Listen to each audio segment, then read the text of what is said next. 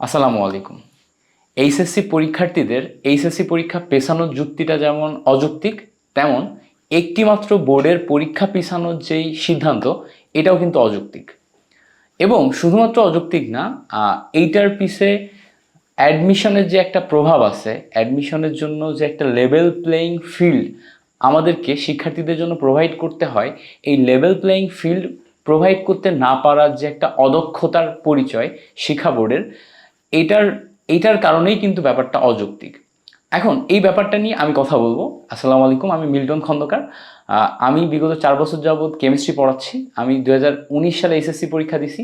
প্রথমে আমি উদ্ভাসে 2 বছর শিক্ষকতা করছি, এরপরে 10 মিনিট স্কুলে করছি, বর্তমানে ব্যাটেলস অফ বায়োলজিতে শিক্ষকতা করছি, কেমিস্ট্রি পড়াই। বিশেষ করে অ্যাডমিশন ক্যান্ডিডেট শিক্ষার্থীদেরকে গাইড করি এবং তাদেরকে কেমিস্ট্রি পড়াই। এবং আমার যেই বিগত 4.5 বছরের অ্যাডমিশন পড়ানোর অভিজ্ঞতা, এই জায়গা থেকে আমার মনে হয় আমাদের বাংলাদেশের প্রেক্ষাপটে অ্যাডমিশনের গুরুত্ব অনেক বেশি। নিম্ন মধ্যবিত্ত পরিবার থেকে অনেক অনেক শিক্ষার্থী অ্যাডমিশনের মাধ্যমে বিভিন্ন ইউনিভার্সিটিতে আসে এবং এই জায়গা থেকে তারা একটা ভালো ক্যারিয়ারের জন্য প্ল্যাটফর্ম পায়, যেই জায়গা থেকে তারা তাদের পরবর্তী লাইফে শাইন করে। সো এই জায়গাতে একটা লেভেল প্লেয়িং ফিল্ড দেওয়া ওভারঅল সমস্ত শিক্ষার্থীদের জন্য খুবই দরকার। এখন যারা এইচএসসি পরীক্ষার্থীরা এর আগ পর্যন্ত এইচএসসি পরীক্ষা পিছানোর জন্য অনেকবার আন্দোলন করতেছিল, আমরা টিচাররা তাদেরকে কিন্তু বারবারই তাদের সাথে অসহমত প্রকাশ করছি যে এইচএসসি পরীক্ষা পেছানোর যেই যুক্তিটা, এটা অযৌক্তিক। তাদের যে যুক্তিটা ছিল যে তারা কম সময় পাচ্ছে পরীক্ষা দেওয়ার জন্য। এখন কম সময় পাক আর বেশি সময় পাক, তারা তো অন্য কোনো ব্যাচের সাথে কম্পিটিশন করতেছে না।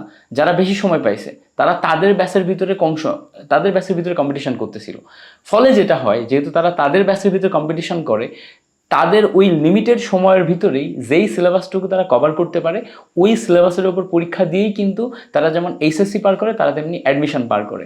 এইচএসসি পরীক্ষার যে মূল গুরুত্ব, সেটা কিন্তু অ্যাডমিশন টেস্টে বসতে পারার একটা যোগ্যতা, যার কারণে তাদের ব্যাচের ভিতরে কম্পিটিশনটা ওই টাইমলাইনের ভিতরে ঠিকঠাক থাকে। সো 1 মাস আগে পরীক্ষা দিলেও তাদের ভিতরে যারা সর্বোচ্চ পরিমাণ এফোর্ট দিবে তারা যেমন ভালো করবে, 1 মাস পরে পরীক্ষা দিলেও তাদের ভিতরে যারা সর্বোচ্চ পরিমাণ এফোর্ট দিবে তারাই ভালো করবে।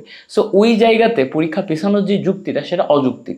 কিন্তু যখন কোনো একটি দুর্যোগের কারণে একটিমাত্র বোর্ডে পরীক্ষা পিছিয়ে দেওয়া হয়, তখন এই জায়গাতে বোর্ডের সিদ্ধান্তটা অযৌক্তিক হয়ে যায়।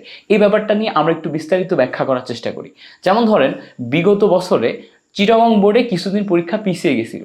এখন চিটাগং বোর্ডে কিছুদিন পরীক্ষা পিছিয়ে যাওয়ার জন্য সবচেয়ে বড় প্রবলেম যেটা হয়, চিটাগং বোর্ডের পোলাপান ওদের যেই দুর্যোগটার কারণে 15 দিন অ্যাডমিশনে যে একটা লেভেল প্লেইং ফিল্ড পায় না। 15 দিন পরে তারা অ্যাডমিশনের প্রিপারেশন শুরু করে, 15 দিন পর থেকে তারা সমস্ত প্রিপারেশন শুরু করে, পড়াশোনা শুরু করে।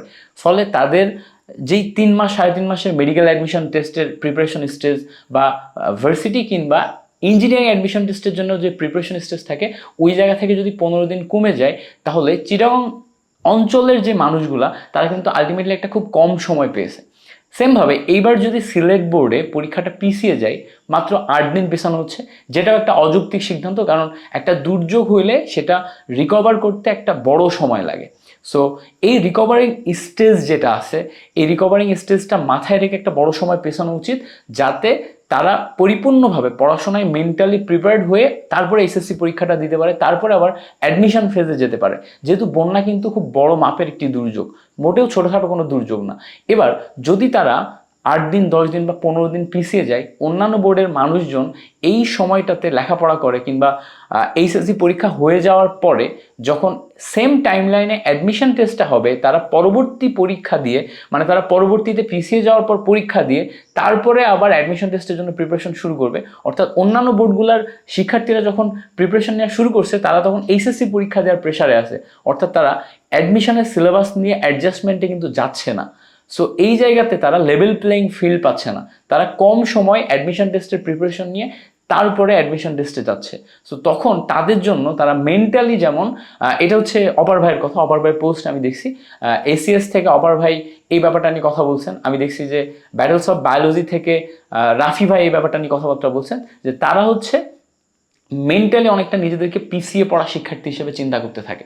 সো এই মেন্টাল যে গেম, এই জায়গাতে মেন্টালি আপনি যদি পিছিয়ে যান, তখন আপনার ইউনিভার্সিটিতে চান্স পাওয়ার যে প্রবাবিলিটি সেটাও কিন্তু কমে যায়।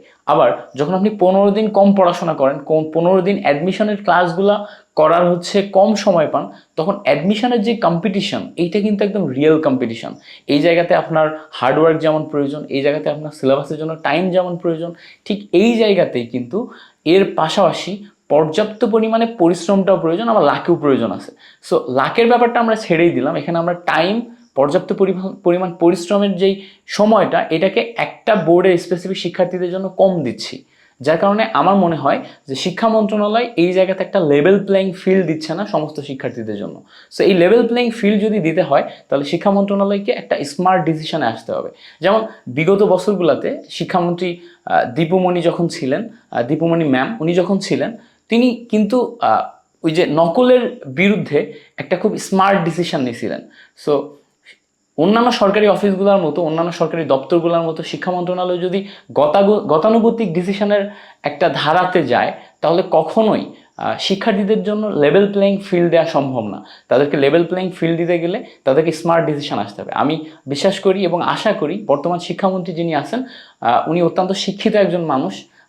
তার প্রতি পূর্ণ শ্রদ্ধা রেখে বলছি যে তিনি যেহেতু দেশের বাইরে থেকে লেখাপড়া করে আসছেন, তিনি এই ব্যাপারগুলো বুঝবেন, আমরা আশা রাখতে পারি। এবং এই মেসেজগুলো তার কাছে পর্যন্ত আমরা যদি পৌঁছাতে পারি, তাহলে হয়তো তিনি লেভেল প্লেইং ফিল্ড খেলার একটা সুযোগ দিবেন। তিনি সমস্ত বোর্ডের পরীক্ষাগুলোকে অ্যাডমিশনের কথা চিন্তা করে অন্তত সেম পর্যায়ে নেবেন। এটা যদি এসএসসি হতো তাহলে কোনো ব্যাপার ছিল না, একটা বোর্ডে আগে হলো একটা বোর্ডে পরে হলো, তেমন কোনো ব্যাপার না। বাট যেহেতু এইচএসসির পরে ইউনিভার্সিটি অ্যাডমিশন টেস্ট, যেটা বাংলাদেশের প্রেক্ষাপটে একজন শিক্ষার্থীর জীবন চেঞ্জ করার মতো একটা স্টেজ, জীবন চেঞ্জ করার মতো একটা ফেজ, সো এই জায়গাতে সবাইকে লেভেল প্লেইং ফিল্ড দেওয়া অত্যন্ত প্রয়োজনীয়। সো আশা করছি লেভেল প্লেইং ফিল্ড দেওয়ার জন্য পরীক্ষাটি একই টাইম লাইনে হবে এবং এইচএসসি বোর্ড পরীক্ষা সব বোর্ডের জন্য পেছানো হবে এবং দুর্যোগের কথা মাথায় রেখে পর্যাপ্ত পরিমাণে টাইম দিয়ে পেছানো হবে। Thank you so much for watching this video. আশা করছি এখানে একটা জাস্টিস হবে।